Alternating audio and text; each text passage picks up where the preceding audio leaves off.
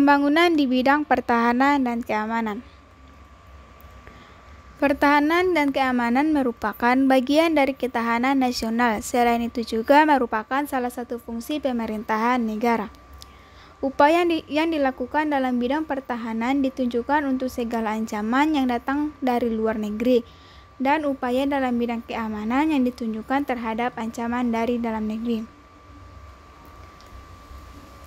Pembinaan ketahanan nasional dilakukan oleh pemerintah pusat dan daerah, swasta dan masyarakat dalam suasana kebersamaan, kekeluargaan, dan keselarasan untuk mewujudkan kesejahteraan dan keamanan bersama yang berkeadilan.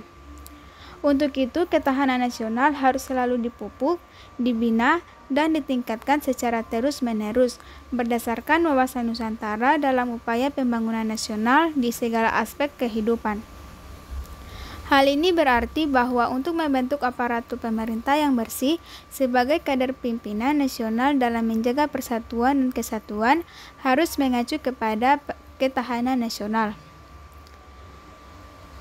Faktor geografis.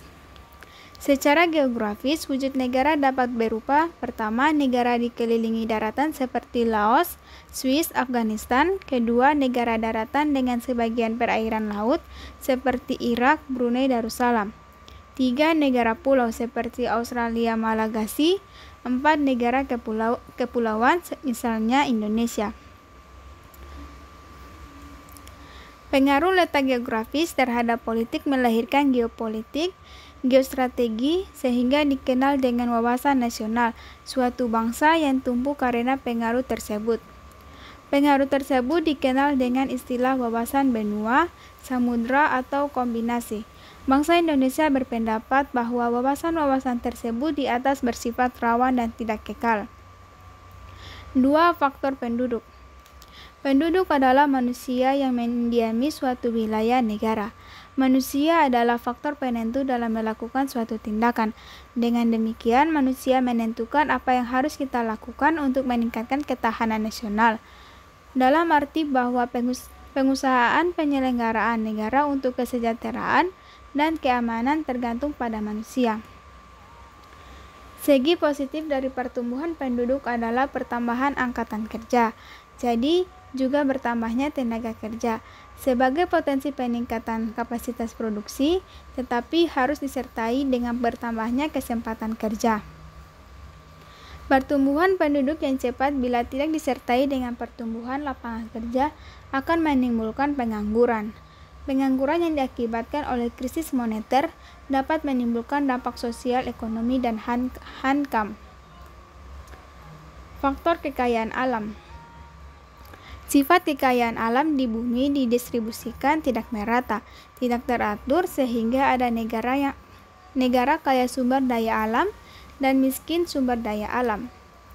Hal ini demikian menyebabkan ketergantungan antar negara yang dapat menimbulkan problem hubungan internasional yang kompleks. Apabila kebutuhan suatu negara tidak terpenuhi, maka negara tersebut dengan berbagai cara akan berusaha memenuhinya, sehingga dapat menimbulkan masalah ekonomi, politik, sosial, budaya, dan hankam.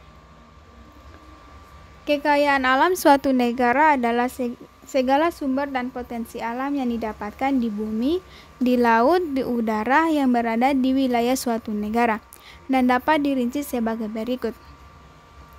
Pertama, kekayaan alam digolongkan dalam flora, fauna, dan tambang. Kedua, sifat kekayaan alam dapat diperbaharui dan tidak dapat diperbaharui. Tiga, keberadaan kekayaan alam di atmosfer, di permukaan bumi, dan di dalam bumi. Faktor ideologi. Ideologi adalah ilmu pengetahuan tentang dasar atau dapat disamakan dengan cita-cita. Dengan kata lain, perkataan bahwa ideologi merupakan konsep yang mendalam mengenai kehidupan yang dicita-citakan, serta yang ingin diperjuangkan dalam kehidupan nyata. Faktor yang mempengaruhi ketahanan ideologi adalah nilai dari sistem nilai. Ideologi yang baik harus mampu menampung aspirasi masyarakat, baik secara individu dan makhluk sosial. Selanjutnya, faktor politik. Politik dalam hal diartikan sebagai asas, halun, kebijaksanaan, yang digunakan untuk mencapai tujuan dan kekuasaan. Oleh karena itu, masalah politik sering dihubungkan dengan masalah kekuasaan dalam suatu negara yang berada di tangan pemerintah. Kehidupan politik dapat dibagi ke dalam dua sektor. Sektor pertama yaitu masyarakat yang berfungsi memberikan masukan atau input terwujud dalam pernyataan keinginan dan tuntutan kebutuhan masyarakat. Sektor kedua yaitu pemerintahan berfungsi sebagai keluaran atau output yang berupa kebijaksanaan dan melahirkan peraturan perundang-undangan yang merupakan keputusan politik. Faktor ekonomi.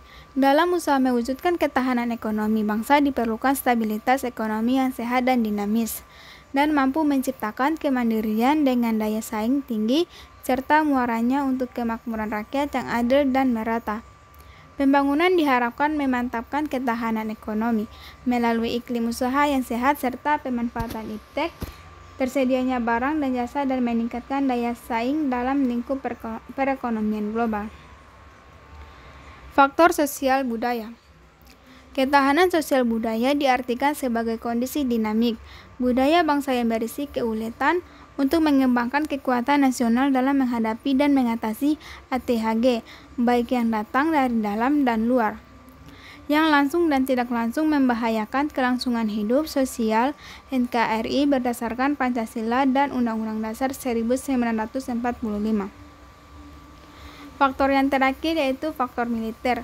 Pertahanan militer adalah pertahanan yang bertumpu pada TNI sebagai komponen utama pertahanan negara, yang didukung oleh komponen cadangan dan komponen pendukung melalui mobilisasi yang dipersiapkan dan dikembangkan sejak dini untuk menghadapi ancaman militer.